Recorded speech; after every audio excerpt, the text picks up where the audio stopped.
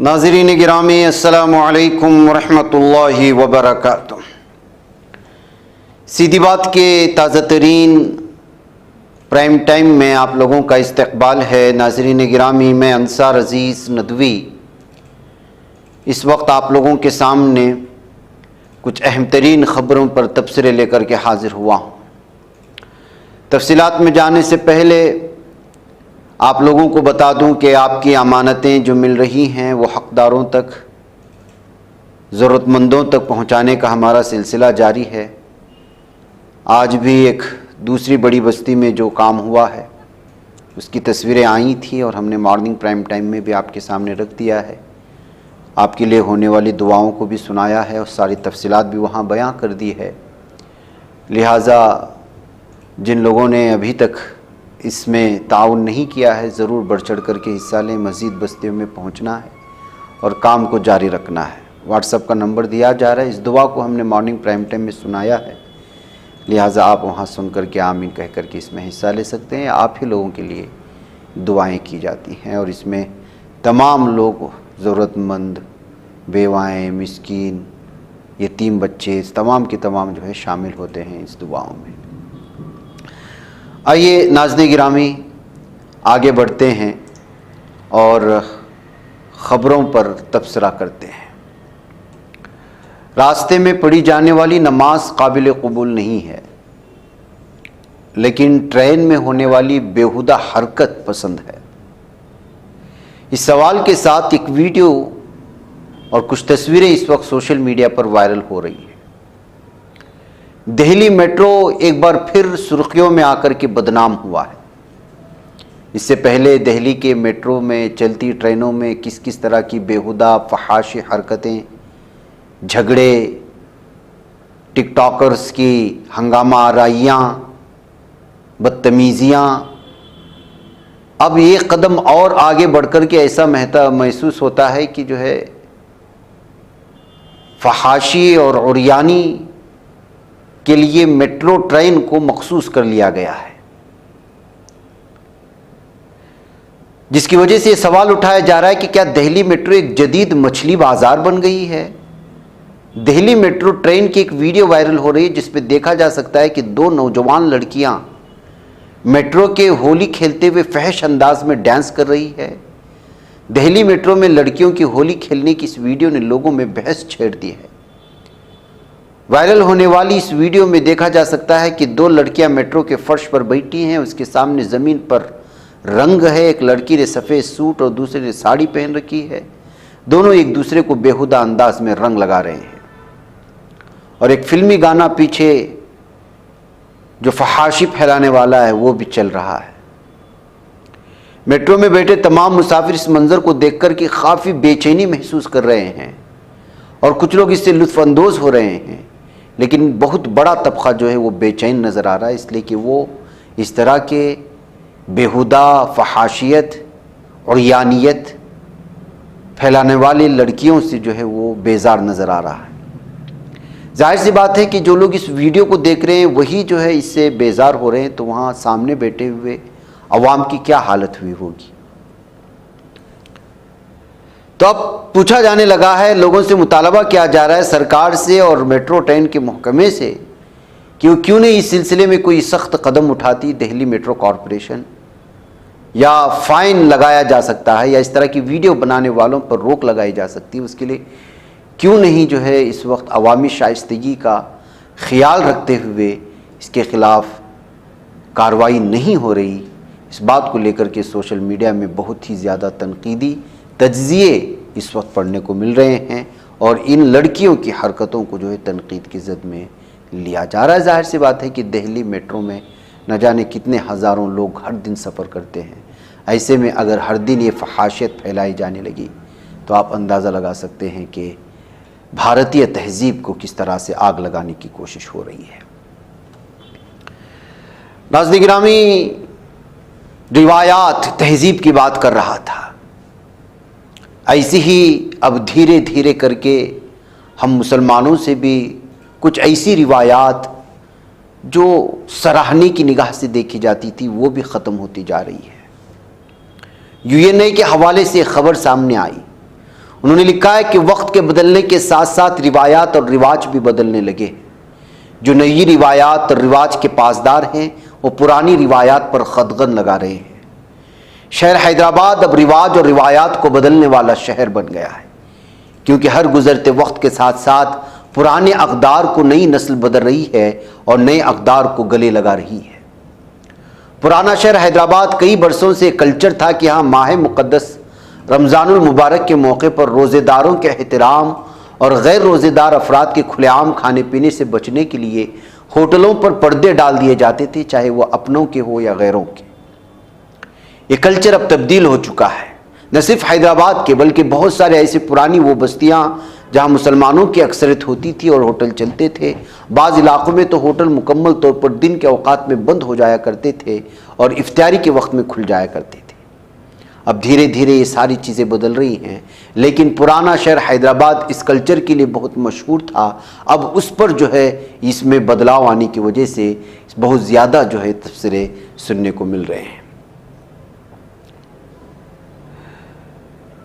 پرانا شہر میں کسی بھی ہوٹل میں رمضان کے دوران پردہ لگا ہوا نظر نہیں آ رہا ہے، اور دوپہر کے اوقات میں بھی غیر روزے دار ان ہوٹلوں میں مزے سے کھلے عام کھاتے پیتے ہیں۔ وہ روزے دار کا احترام بھی نہیں کرنا چاہتے۔ اس طرح شہر کی اس قدیم روایت سے انحراف کیا جا رہا ہے۔ حیدرآباد کی پرانے شہر سمیت جہاں جہاں تک یہ خبر پہنچ رہی ہے، وہ اپنے اپنے علاقوں کی پرانی تصویروں کو اٹھا کر کے دیکھ لیں اور حالیہ تصویر اٹھا کر کے دیکھ لیں کہ نہ صرف رمضان کے موقع پر ہوٹلوں میں پردے کا انتظام، بلکہ بے حیائی اور پھر ہمارے روزمرہ کی زندگی میں پیش آنے والے ایسے بہت ساری شائستگی والی روایات بھی ختم ہو چکی ہیں۔ وقت کے بدلنے کے ساتھ ساتھ اگر ہم تنہائی میں بیٹھ کر کے سوچیں، بڑوں کا احترام ہو، چھوٹوں سے شفقت ہو، بات کرنے کا انداز ہو، یا کھانے پینے کے وقت میں رکھا جانے والا خصوصی خیال ہو، یا دیگر یا دوسروں کی تقریبات میں شامل ہونے سے پہلے تحفے تحائف کو لے جانے کا انداز ہو، کتنی روایتیں بدل گئی ہیں۔ پرانے شہر حیدرآباد کے بزرگوں نے بتایا کہ نظام حیدرآباد کے دور سے ہوٹلوں پر پردے کا چلن تھا، اور لوگ اس ماہ کے دوران روزے داروں کا احترام کرتے ہوئے ہوٹلوں میں کھانے پینے سے گریز کرتے تھے۔ لیکن بدلتے وقت کے ساتھ ساتھ لوگوں کی سوچ بھی بدل گئی، روایات تبدیل ہو گئی اور نیا کلچر فروغ پا گیا۔ پرانے شہر میں حالیہ برسوں کے دوران ہوٹلوں کی تعداد میں لگاتار اضافہ ہوا ہے، نہ صرف پرانے شہر حیدرآباد میں بلکہ ہمارے شہر بنگلور میں ہو یا ہر جگہ پر اس وقت جو ہے باہر کھانے کا کلچر بڑھ چکا ہے۔ فیملی کا جو ایک کلچر تھا مل بیٹھ کر کے کھانے کا، وہ ختم ہو چکا ہے۔ ان ہوٹل مالکان سے جب اس تعلق سے استفسار کیا گیا تو حیرت زدہ رہ گئے کہ کیونکہ کئی ایسے ہوٹلیں ہیں جن کے مالکان اس تعلق سے بے خبر ہیں، وہ جانتے ہی نہیں کہ ایسے کبھی ہوا کرتا تھا۔ ان کا کہنا ہے کہ موجودہ دور میں کوئی بھی گاہک رمضان میں ہوٹل میں پردے لگانے کو پسند نہیں کرتا۔ ماہ صیام میں دن کے اوقات میں ان ہوٹلوں میں بلا روک ٹوک کھانے پینے کی اشیاء ملتی ہیں۔ پرانے ہوٹلوں کا حال بھی نئی ہوٹلوں جیسا ہو چکا ہے، اور وہاں بھی یہی طریقہ کار اب نظر نہیں آ رہا۔ اب تو صورتحال ہی ہو گئی کہ ہوٹل سے منسلک ہی کھانے پینے کی اشیاء کی بنڈیاں بھی لگائی جا رہی ہیں۔ ہوٹل مالکان نے واضح کیا کہ ان بدلتی قدروں کے سبب وہ مجبور ہیں۔ تو ناظرین گرامی، یہ ہے ہمارے بدلتے ہوئے کلچر کے حالات کہ کس طرح اس وقت جو ہے ہم اپنی تہذیب سے، اپنی روایات سے جو سراہنے کی نگاہ سے دیکھی جاتی ہیں، اقدار کی نگاہ سے، بہترین اخلاق کی نگاہ سے دیکھی جاتی تھی، وہ سب ختم ہوتی جا رہی ہیں۔ ناظرین گرامی، لوک سبھا انتخابات کی سرگرمیوں کے درمیان بی جے پی کے لیے گجرات سے بڑی بری خبر آئی ہے۔ وڈودرا اور سابرکانٹھا لوک سبھا سیٹ سے بی جے پی نے جن امیدواروں کو میدان میں اتارا تھا، انہوں نے الیکشن لڑنے سے منع کر دیا ہے۔ وڈودرا سے بی جے پی رکن پارلیمنٹ رنجن بین دھننجے اور سابرکانٹھا سے بی جے پی امیدوار بکھاجی راٹھوڑ نے ذاتی اسباب کو بنیاد بنا کر انتخاب نہ لڑنے کا فیصلہ کر لیا ہے۔ تو ناظرین گرامی، آپ اندازہ لگائیں، ایکس کے ذریعے سے ساری چیزیں ہو رہی۔ ہر ریاست میں اس وقت جو ہے بی جے پی میں ناراضگی اور خانہ جنگی دیکھنے کو مل رہی ہے، جبکہ میڈیا آپ کو کچھ اور ہی تصویر دکھانے کی کوشش کر رہا ہے۔ اندرونی خانہ جنگی کو ختم کرنے کے لیے کبھی اپوزیشن لیڈراؤں کی پکڑ دھکڑ ہو رہی ہے، الیکٹورل بانڈ کو دکھانے کے بجائے کوئی اور چیز پیش کر کے جو ہے اس وقت لوگوں کا ذہن دوسری جانب کرنے کی کوششیں ہو رہی ہیں۔ آپ اس سے بھی اندازہ لگا سکتے ہیں۔ ناظرین گرامی، 4 یورپی ممالک نے فلسطینی ریاست کو تسلیم کرنے کا اندیہ دیا ہے۔ جی ہاں، وزیر اعظم پیڈرو سانچیز نے، جو ہسپانوی وزیر اعظم ہیں، انہوں نے کہا ہے کہ ان کا ملک آئرلینڈ، مالٹا اور سلوینیا کے رہنماؤں کے ساتھ فلسطینی ریاست کو تسلیم کرنے کے لیے پہلا قدم اٹھانے پر اتفاق ہو چکا ہے۔ ان خیالات کا اظہار سانچیز نے برسلز میں یورپی کونسل کے اجلاس کے بعد کیا۔ جہاں تک اسپین کا تعلق ہے، سانچیز کو توقع ہے کہ گزشتہ برس شروع ہونے والے موجودہ 4 سالہ قانون سازی کے دور میں ہی فلسطینی ریاست کو تسلیم کر لیا جائے گا۔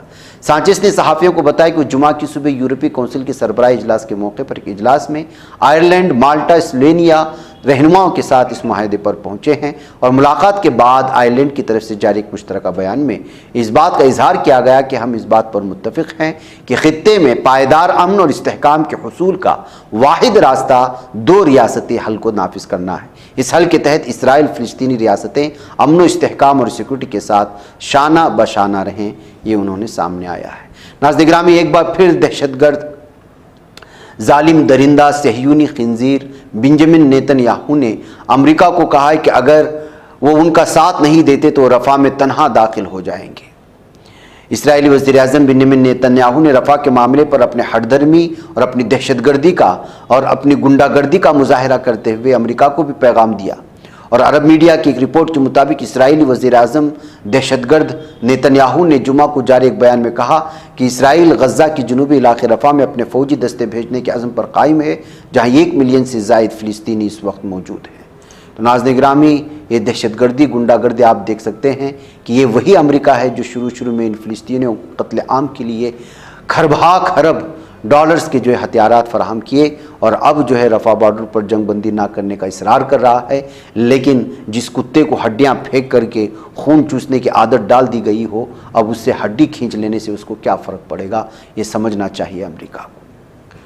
ناظرین گرامی، دنیا بدل رہی ہے، اور کس قدر بھیانک انداز میں بدل رہی ہے کہ اب انسان کو ایسی غلیظ جو ہے جانور کی گردے لگانے کا بھی کوشش ہو رہی ہے، بلکہ اس میں کامیابی ملی ہے۔ امریکہ میں ڈاکٹروں نے پہلی مرتبہ سور کی جینیاتی طور پر تبدیل شدہ گردے کا انسان میں ٹرانسپلانٹ پیوند کاری کیا ہے۔ امریکی میڈیا کے مطابق 4 گھنٹے طویل سرجری سنیچر کو میساچوسٹس جنرل ہسپتال میں کی گئی۔ ہسپتال 1954 میں گردے کی پیوند کاری کرنے والا پہلا ہاسپٹل بھی تھا۔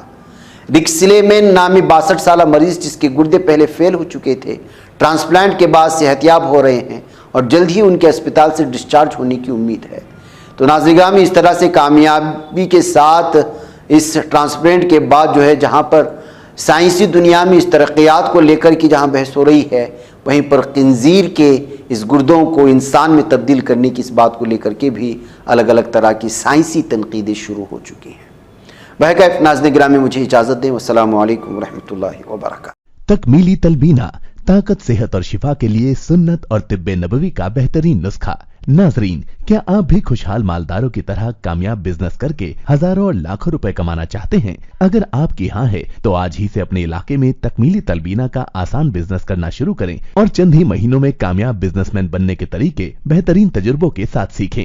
بزنس مین بننے کا یہ موقع کہیں آپ کے بھی ہاتھ سے چلا نہ جائے، اس لیے ابھی ہم سے رابطہ کریں۔ 9890963757 تکمیلی food products private limited, Malegaon, India. بچ پاتا ہے کوئی صحافی کی نگاہوں سے، ملاتا ہے یہ لوگوں کو محبت کی پناہوں سے۔ کرم اور درد مندی کا ہے ایک سنسار، سیدھی بات، عزیمت جرأت و ہمت کا ہے اظہار، سیدھی بات، عزیمت جرأت و ہمت کا ہے اظہار، سیدھی بات۔ یہ چینل حق نگر بن کر کچل دیتا ہے فتنوں کو۔